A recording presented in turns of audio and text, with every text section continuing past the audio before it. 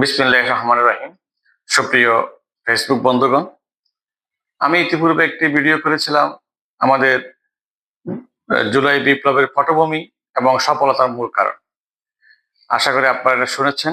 আজকে আমি যে বিষয়টা নিয়ে একটু আপনাদের সামনে তুলে ধরবো, বিপ্লব পরবর্তী বিপ্লবীদের ছাওয়া ও আমাদের রাজনৈতিক দলগুলোর করণীয়।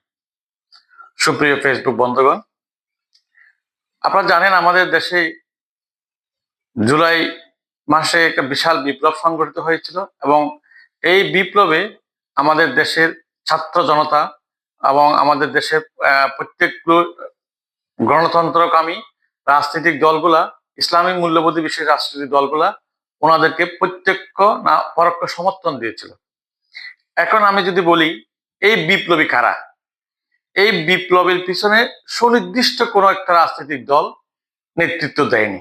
নেতৃত্ব দিয়েছেন আমাদের দেশের জেন জি নেটিজেন এই নেতৃত্ব দিয়েছেন। যদি এক কথায় বলি বিপ্লবী কারা, এর উত্তরটা হবে এভাবেই: যদি বিপ্লব কোনো কারণে ব্যর্থ হতো, যাদেরকে ফাঁসির কাস্টে ঝুলতে হতো তারাই হচ্ছেন বিপ্লবী। ওরা একটা নির্দিষ্ট নির্দিষ্ট বিষয়কে সামনে রেখে ওরা এই বিপ্লবে ঝাঁপিয়ে পড়েছিল। ওদের চাওয়াটা কি ছিল?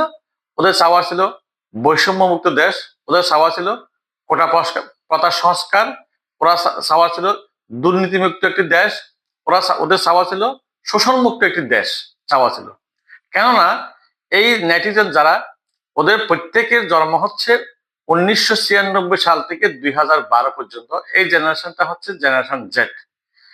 ওরা ব্রিটিশের শোষণ দেখেনি, পাকিস্তানিদের নির্যাতন দেখেনি। ওরা দেখেছেন আমাদের পার্শ্ববর্তী ভারতের দাদাগিরি এবং আমাদের দেশের দুঃশাসন এবং লুটরাজ দেখেছে। এইটা দেখতে দেখতে ওদের মাথার মধ্যে, তরুণ প্রজন্ম, ওদের মাথার মধ্যে এই বিপ্লবের ধারণাটা আসছে, যার কারণে ওরা নিজেদের সমস্ত ত্যাগকে বিসর্জন দিয়ে রাজপথে ঝাঁপিয়ে পড়ছে এবং ওরা কামানের মুখোমুখি দাঁড়িয়ে, গুলির মুখোমুখি দাঁড়িয়ে, মৃত্যুর মুখোমুখি দাঁড়িয়ে ওরা এই বিপ্লব সংগঠিত করেছে এবং এই বিপ্লব সফল হয়েছে। সুতরাং ওদের কিছু চাওয়া থাকতেই পারে। আমরা যদি এর একটা কথা ভুলে গেলে আমাদের চলবে না, এদের যদি বিপ্লব ব্যর্থ হতো, ওদের পিছনে কোনো রাজনৈতিক দল ছিল না যে ওদেরকে শেল্টার দিবে, ওদেরকে বাঁচাবে। এই বিপ্লব ব্যর্থ হলে অবশ্যই অবশ্যই ওদেরকে সমস্ত দোষ দায়ভার ওদেরকে চাপিয়ে দিয়ে ওদেরকে ফাঁসির কাজটা যেতে হতো। যেহেতু ওদের ত্যাগের বিনিময়ে, ওদের সাহসিকতার বিনিময়ে আমরা একটা সফল বিপ্লব হয়েছে এবং আমরা একটা বৈষম্য মুক্ত একটা দেশ গঠন করার অঙ্গীকার নিয়ে আমরা ওরা ঝাঁপিয়ে পড়ছে। এখন আমাদের করণীয়, অর্থাৎ আমাদের রাজনৈতিক দলগুলোর কিছু করণীয় রয়েছে ওদের জন্য, দেশের জন্য, ভবিষ্যৎ প্রজন্মের জন্য। করণীয়গুলো কি? ওরা যেই স্বপ্ন নিয়ে বিপ্লব করেছিল, একটা দুর্নীতিমুক্ত দেশ, বৈষম্য মুক্ত দেশ, কোটা প্রথা, একটা সংস্কার, একটা নির্দিষ্ট কোটার প্রথা সংস্কার নিয়ে ওরা স্বপ্ন দেখেছিল। এখন আমরা বিপ্লব যেহেতু সফল হয়েছে, আমরা একটা রাষ্ট্র পাইছি, এখানে আমাদের এই বিপ্লবীদের স্বপ্নকে বাস্তবায়ন করার জন্য রাজনৈতিক দলগুলো আমাদের এখন করণীয় হচ্ছে ওদের চাওয়াগুলোকে পূরণ করা, জাতির চাওয়াগুলোকে পূরণ করা। এর মধ্যে আমাদের শুরুতেই এটা হওয়ার প্রয়োজন ছিল বিপ্লবী সরকার এবং অথবা সর্বদলীয় রাজনৈতিক সরকার। হয়তো সেটা আমাদের বড় বড় রাজনৈতিক দলগুলোর বিরোধিতার কারণে হোক অথবা যে কোনো কারণে হোক, হয়ে গেছে একটা অন্তর্বর্তী সরকার। অন্তর্বর্তী সরকার বলতে একটা নির্দিষ্ট পিরিয়ডের জন্য আসে, নির্দিষ্ট কিছু এজেন্ডাকে বাস্তবায়ন করার জন্য নির্দিষ্ট একটা পিরিয়ডের জন্য আসে। এটা হচ্ছে অন্তর্বর্তী সরকার। এখন যেভাবে হোক, যেহেতু অন্তর্বর্তী সরকার গঠন হয়ে গেছে, এখন আমাদেরকে বিপ্লবীদের স্বপ্ন বাস্তবায়ন করতে হবে। সেটা হচ্ছে যে রাজনৈতিক সংস্কার, শিক্ষা ব্যবস্থার সংস্কার, আমাদের নির্বাচন ব্যবস্থার সংস্কার। রাজনীতির সংস্কারটা কি? রাজনীতিক সংস্কারটা হবো, আমরা একটা গতানুগতিক দ্বারা দেখে আসছি লেজুর ভিত্তিক একটা রাজনৈতিক দল। প্রত্যেক দলের একটা লেজুর ভিত্তিক ইয়া থাকে, সেখান থেকে রাজনৈতিক দলগুলো তাদের কর্মকাণ্ড পরিচালনা করে একটা যখনই ওই রাজনৈতিক দলগুলো ক্ষমতায় যায়, একটা ওদের একটা বলয় তৈরি করে সারা বাংলাদেশে ওদের একটা বলয় তৈরি হয়, ওদের অধীনস্থ সবকিছু হয়ে যায় এবং ক্ষমতাকে এককেন্দ্রিক হয়ে যায়। এই ক্ষেত্রে আমাদের সংস্কার আনতে হবে। দ্বিতীয়ত হচ্ছে যে শিক্ষা ব্যবস্থা সংস্কার। শিক্ষা ব্যবস্থাটা সংস্কারটা কিভাবে হবে? একটা জিনিস মনে রাখতে হবে, আমাদের যেই শিক্ষানীতিটা চলে আসতেছিল সেটা হচ্ছিল ব্রিটিশ প্রণীত একটা শিক্ষা ব্যবস্থা। অর্থাৎ তখন আমরা ব্রিটিশের অধীনে ছিলাম, এক কথায় ব্রিটিশের প্রজা ছিলাম, একটা গোলাম ছিলাম। তো প্রজাদের জন্য যে শিক্ষা ব্যবস্থা আমাদের উপরে আরোপ করা হয়েছে, সেই শিক্ষা ব্যবস্থা আমরা এতদিন শিখে আসছি কিংবা পরে আসছি, কিন্তু আমাদেরকে এখান থেকে বেরিয়ে আসতে হবে। আমাদেরকে একটা যুগ উপযোগী একটা শিক্ষা ব্যবস্থা প্রণয়ন করতে হবে।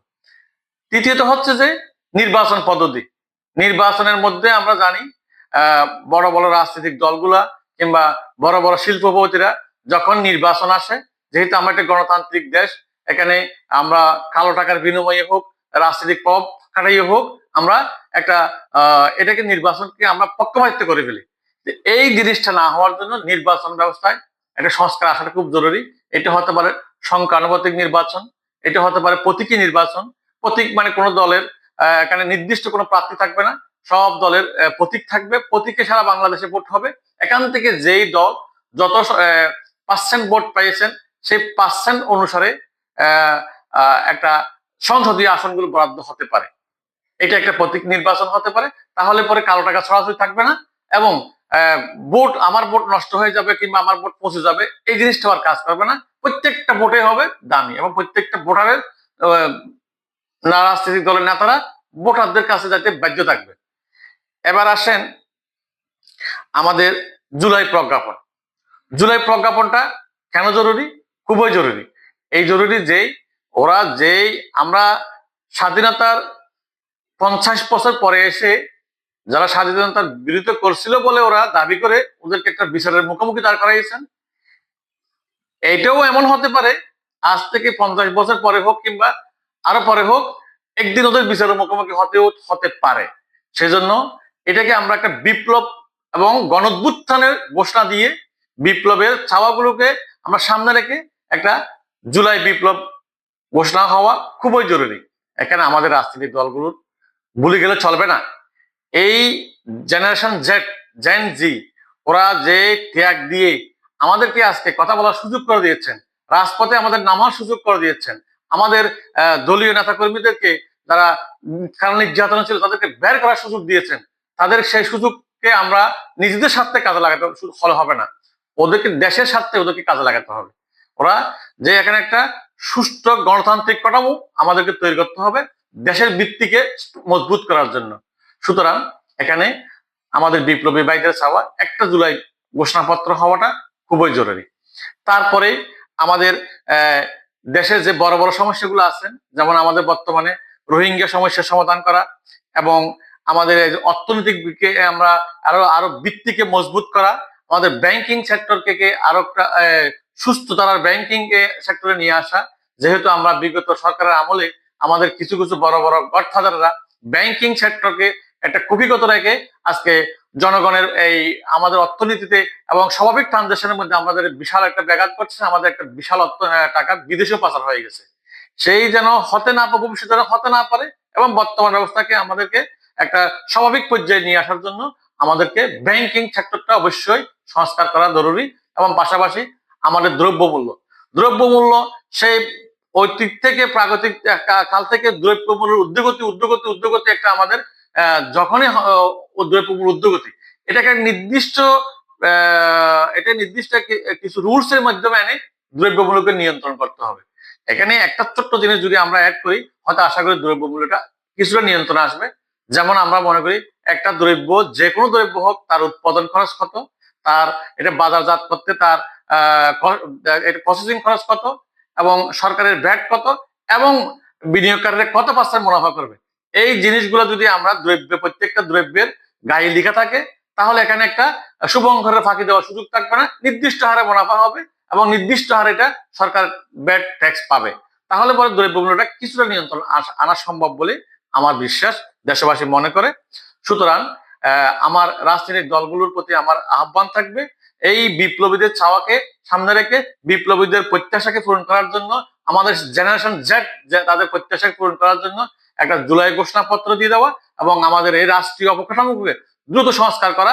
এর জন্য আমাদেরকে যে অন্তর্বর্তী সরকার গঠন হয়েছে, অন্তর্বর্তী সরকারের প্রতি আমাদেরকে নির্দিষ্ট সময় ফ্রেম বেঁধে দিয়ে এদেরকে আমাদেরকে সুযোগ করে দেওয়া।